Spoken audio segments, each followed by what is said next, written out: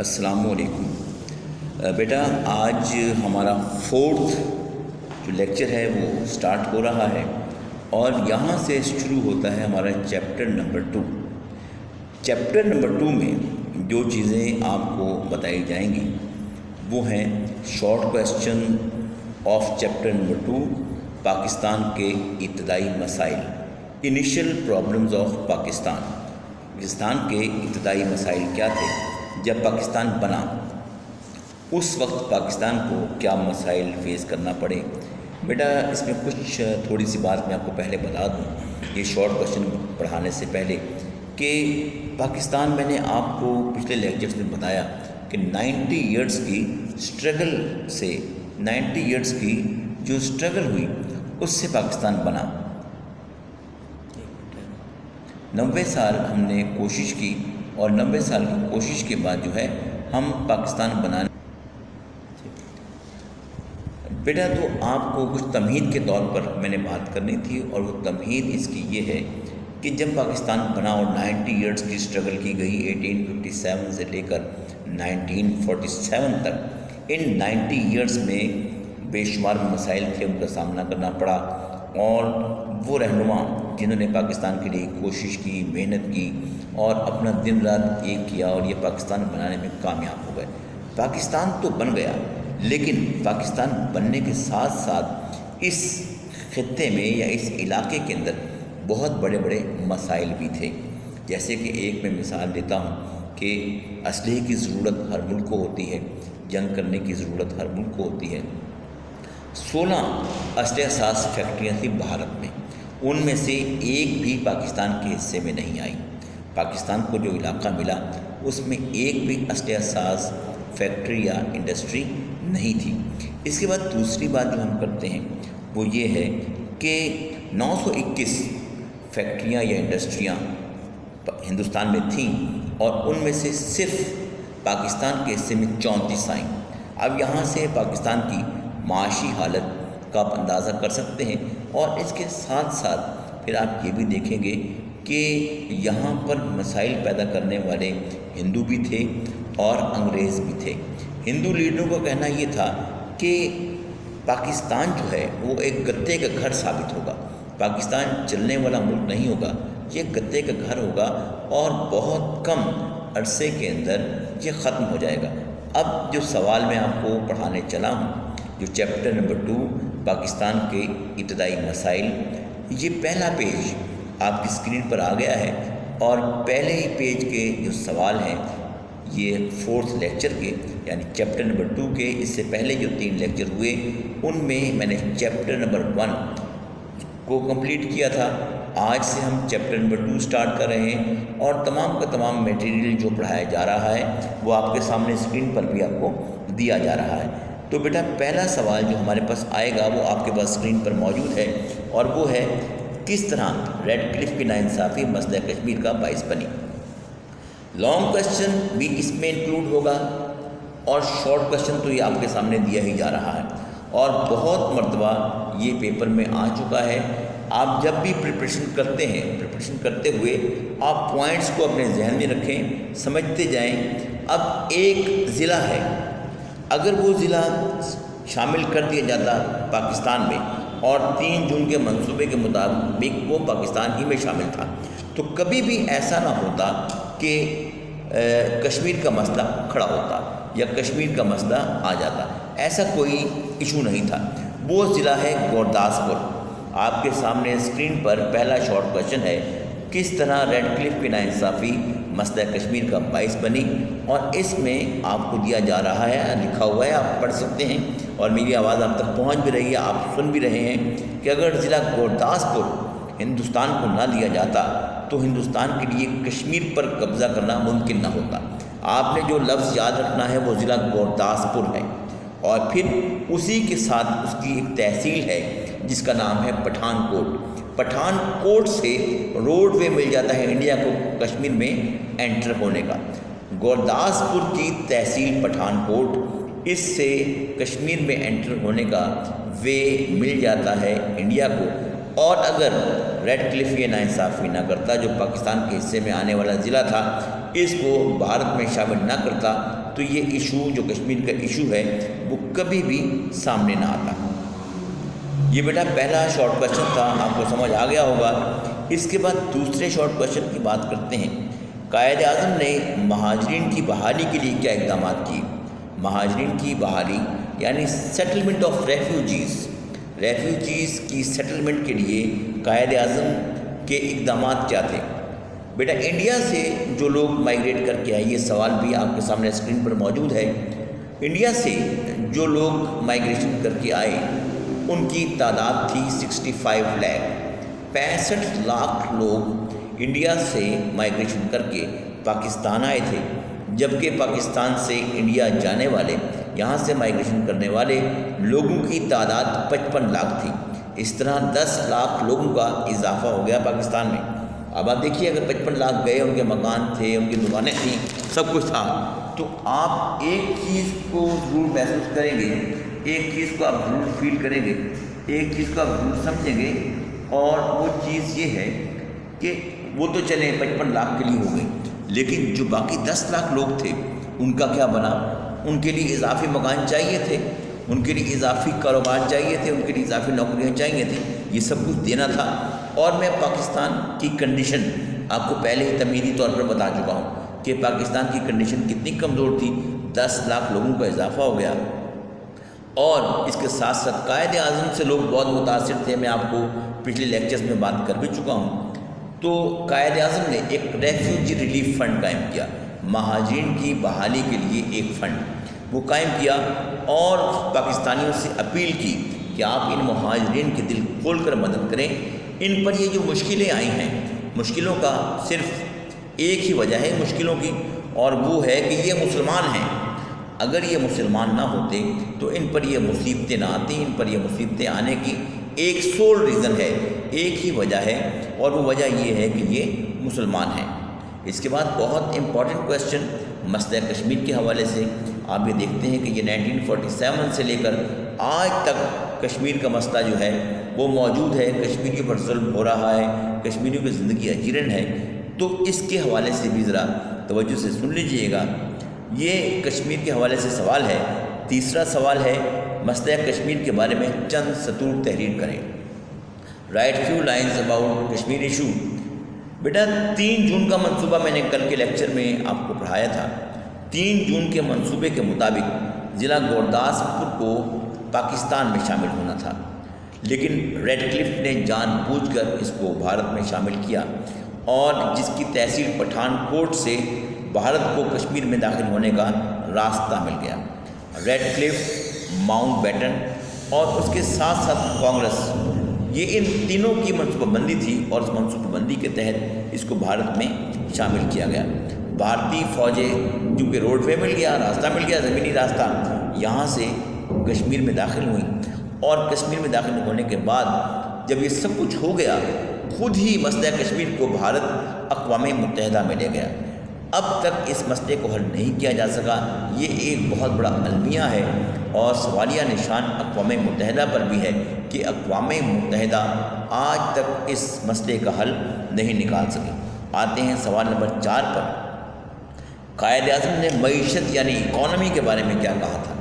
قائد اعظم نے معیشت یا اکانومی کے بارے میں کیا کہا تھا؟ بیٹا یہ توجہ سے اس بات کو سنیے گا، بہت ایک لائن کا یہ جواب ہے، لیکن انورٹڈ کاماز میں لکھنا ہے آپ نے۔ انورٹڈ کاماز میں اس لیے لکھنا ہے کہ اس کے اندر اگر انورٹڈ کاماز میں نہیں لکھتے تو یہ کوٹ ہے، کوٹ کو آپ نے انورٹڈ کاماز میں لکھنا ہوتا ہے، تو اس لیے اس پر آپ کا رجحان ہونا چاہیے۔ اگر ہم اس عظیم مملکت کو خوشحال بنانا چاہتے ہیں، یعنی پراسپیرس بنانا چاہتے ہیں، تو ہمیں اپنی پوری توجہ لوگوں اور بالخصوص غریب طبقے کی فلاح و بہبود پر مرکوز کرنی پڑے گی۔ ذرا دوبارہ سن لیجئے، سوال آپ کے سامنے ہے۔ قائد اعظم نے معیشت کے بارے میں کیا کہا تھا؟ اگر ہم اس عظیم مملکت کو خوشحال بنانا چاہتے ہیں تو ہمیں اپنی پوری توجہ لوگوں اور بالخصوص غریب طبقے کی فلاح و بہبود پر مرکوز کرنی پڑے گی۔ اگلے سوال پر آتے ہیں. سوال نمبر 5 ہے، سرکاری افسروں سے خطاب کرتے ہوئے قائد اعظم نے کیا کہا تھا؟ گورنمنٹ آفیسرز، ان سے خطاب کرتے ہوئے کیا کہا تھا؟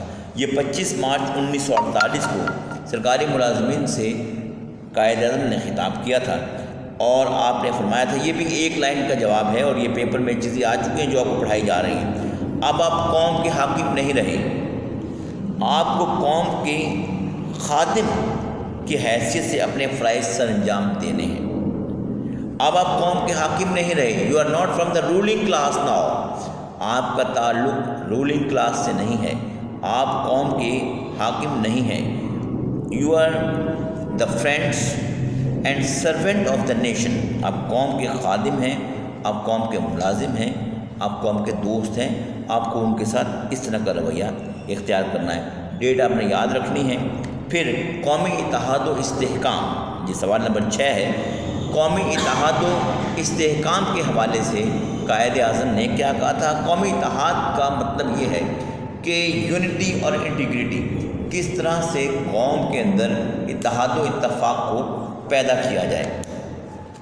بڑا سمپل سا میں نے اس میں بھی لکھ دیا ہے، اور یہ ہے کہ میں تمہیں یقین دلاتا ہوں کہ منتشر ہوگے تو گر پڑو گے، اور متحد رہو گے تو کھڑے رہو گے.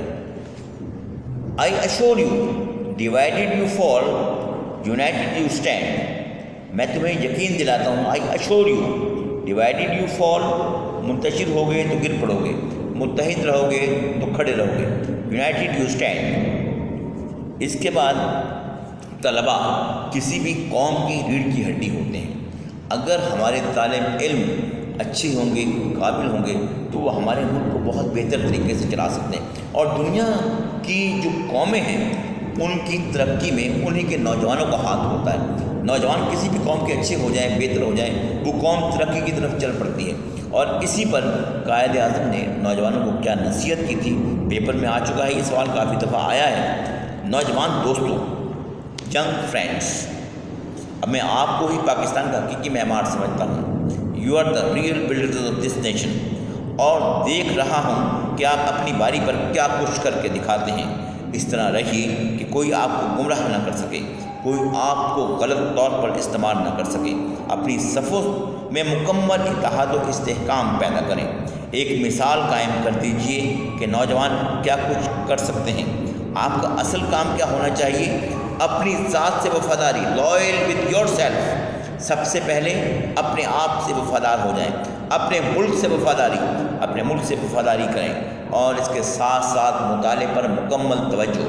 آپ اپنی اسٹڈیز پر مکمل توجہ کریں، کانسنٹریٹ کریں، اس کی طرف بڑھیں، اور آپ دیکھیں گے کہ کیسے قومیں ترقی کرتی ہیں، اور وہی ترقی پھر آپ کے لیے بہت آسان ہوتی چلی جائے گی. اس کے بعد سوال نمبر 8 ہے، اسی پیج کا آخری سوال ہے. پھر ہم اگلے پیج پر چلے جاتے ہیں. خارجہ پالیسی یعنی فارن پالیسی کے بارے میں قائد اعظم نے کیا فرمایا تھا؟ ہماری خارجہ پالیسی دنیا کی تمام قوموں کے ساتھ دوستی اور خیر خواہی کے اصول پر مبنی ہے. ہم کسی بھی ملک یا قوم کے خلاف جارحانہ عزائم نہیں رکھتے. ہم ملکی اور بین الاقوامی معاملات میں ایمانداری اور انصاف کے اصولوں کی بالادستی چاہتے ہیں. دیکھیے بیٹا، یہ بات بڑی توجہ طلب ہے. بھارت نے بہت دفعہ ہم پہ جنگ مسلط کرنے کی کوشش کی. ہماری خارجہ پالیسی شروع سے یہ تھی کہ جنگ نہ کی جائے، امن کی پالیسی ہو، اور امن سے ہی آگے ترقی ہوتی ہے. اگر امن نہیں ہوتا تو وہ قومیں کبھی بھی ترقی کی طرف آگے نہیں بڑھ سکتی. اسی طرح اب آپ کے پاس اس پیج کا آخری سوال ہے، جواب آپ کو اگلے پیج پر ملے گا. قیام کے وقت پاکستان کے چند انتظامی مسائل کا ذکر کریں. اب یہ مسائل آپ جو ہے وہ دیکھ لیں گے. یہ آپ کے پاس اگلا پیج آ گیا ہے، اس پر آپ دیکھیں گے کہ یہ لانگ کویشچن کو میں نے شارٹ کویشچن کے اندر ڈھالا ہے تاکہ آپ کو ہیڈنگز یاد رہیں کہ کون کون سی ہیڈنگز جو ہیں وہ آپ کے پاس آ رہی ہیں. تو یہاں بیٹا ذرا ان کو آپ توجہ رکھیں گے اور تھوڑا سا سمجھتے جائیے.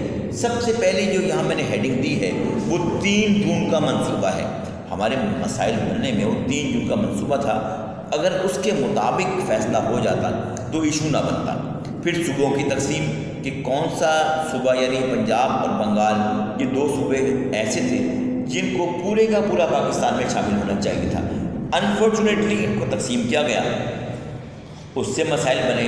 پھر حد بندی کمیشن ریڈ کلف جس کو جو سربراہ بنا اس کا، اس نے بھی ایشوز اور مسائل اس کے پیدا کیے۔ اس کے بعد تنازع کشمیر کا مسئلہ، کلکتہ کے صنعتی شہر سے محرومی، کلکتہ کے لوگ پاکستان میں شامل ہونا چاہتے تھے، ان کو شامل نہیں ہونے دیا گیا۔ ہجرت کے مسائل آ گئے، مہاجرین کی آبادکاری کیسے، یہ سوال میں آپ کو پہلے بھی شارٹ میں بتا چکا ہوں۔ مسلم افسروں کا فقدان، مسلمان افسران تھے نہیں۔ اس کے بعد انگریز آرمی چیف تھا، اثاثوں کی تقسیم، فوجی ساز و سامان کا مسئلہ، اور اس کے ساتھ ساتھ اسلحے کی کمی، کارخانوں کی کمی، نہری پانی کا مسئلہ، ریاستوں کے لحاق کا مسئلہ، جوناگڑھ پر بھارت کا قبضہ اور حیدرآباد پر بھارت کا قبضہ۔ اس کے بعد حکومت سازی کے بارے میں قائد اعظم نے کیا اقدامات کیے؟ قائد اعظم پاکستان کے پہلے گورنر جنرل بنے، لیاقت علی خان کو پہلا وزیر اعظم بنایا گیا۔ قائد اعظم کی ہدایت پر وزیر اعظم نے 5 رکنی کابینہ بنائی یا تشکیل دی۔ قائد اعظم کی اعلیٰ خدمات کی وجہ سے کابینہ نے فیصلہ کیا کہ وہ قائد اعظم کی رہنمائی میں کام کرے گی اور انہیں کابینہ کے فیصلے مسترد یا ویٹو کرنے کا بھی اختیار ہوگا۔